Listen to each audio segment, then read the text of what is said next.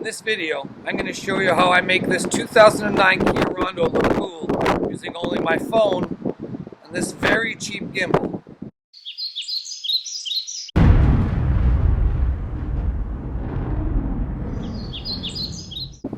Hi there, welcome to the Errant Journeyman. Now, as some of you may know, I've been a working actor my whole life, so I've never made any money.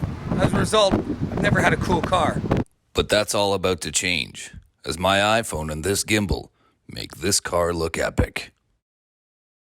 So this is it, the 2009 Kia Rondo EXV6. Now this particular model has a nice big scratch in the side from my mother-in-law and her condo wall, I believe, some rust from Halifax, a dent in the back bumper from a drive-through accident, and these scratches on the front hood, which are as a result of some car camping incident.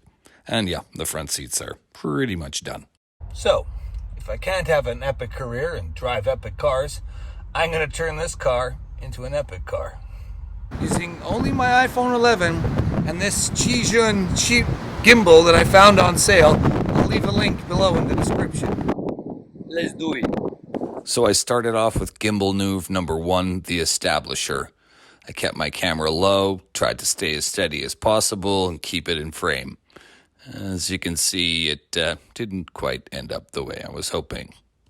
The next shot was the crane tilt. As you can see, I tried to crouch down and stand up and slowly move towards the car while trying to keep it in focus. Kind of rushed things a bit, and so just, okay. Shot number 3 was the orbit. This is where I really started to get into control of what I was doing. Starting to look like a pro, look like I was at a car show here. Look at this movement, got it all in frame. This is when I started to really realize I could make this car look cool. The orbit gave me the confidence to try the badge slider. Here, I just went to one side and just slowly moved the camera horizontally, keeping the badge as the center focus point, and here's the finished product. Whoa, cool Kia.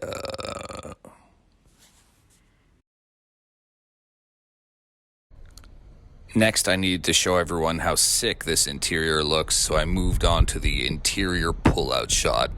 Gliding out through the passenger side window, keeping the camera steady, all those cool interior details in focus. Whew, that looks cool. Next, I wanted to do a really epic shot coming out through the actual door as opposed to the window, but I realized I just did the same shot over again, just with the door open, but with the sirens, it made it look really cool. But what actually makes this car cool is that it has a load capacity of 7 passengers or over like 2,000 pounds and almost 200 horsepower to haul all that stuff around. It's like a cross between a minivan and a truck, and it's been great for all the construction work that I do. So what I'm going to do here is I'm going to create an epic sweep back look through here, both with the seats up and with the seats down, so you can see what a workhorse and an epically cool car this is.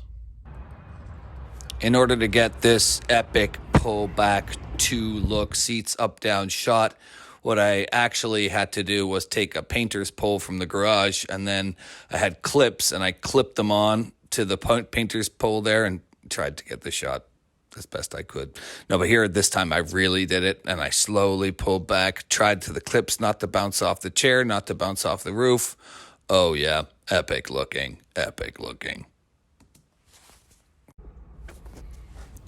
This shot is called the fail. This shot failed in every way I tried to do it. It's supposed to be where I come in from the parking lot in this epic kind of fake drone fly into the car. It didn't work really at all. I actually wasn't recording the part I thought I was recording, and it sort of ended up looking kind of like this most of the time.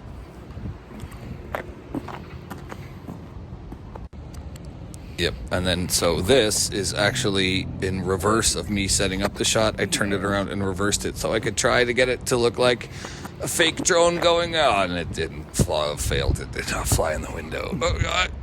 Oh. That's it, already done. Fake drone pullback. And the final shot was the top-down crane. This is supposed to look like a crane shot that kind of goes over and you kind of tilt it down to make it look like you reveal the car. Again, like a crane coming up and over your vehicle.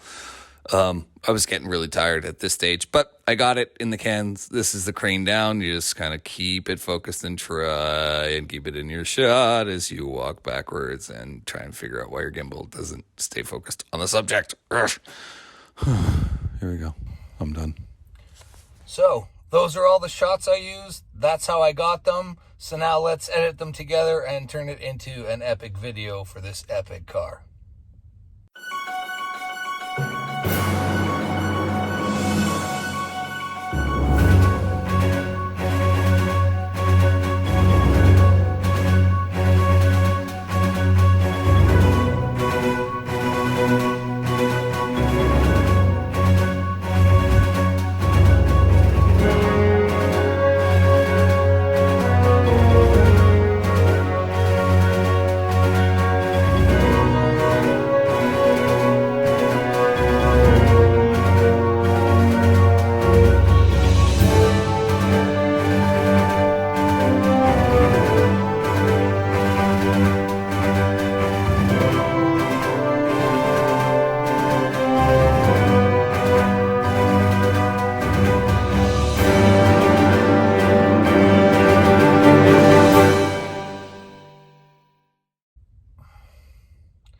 So that's how I made this car look epic using only my iPhone and a very cheap gimbal. But that's only the beginning. Stay tuned for more of the errant journeyman, and we're going to show you how you can turn your plain life into an epic life.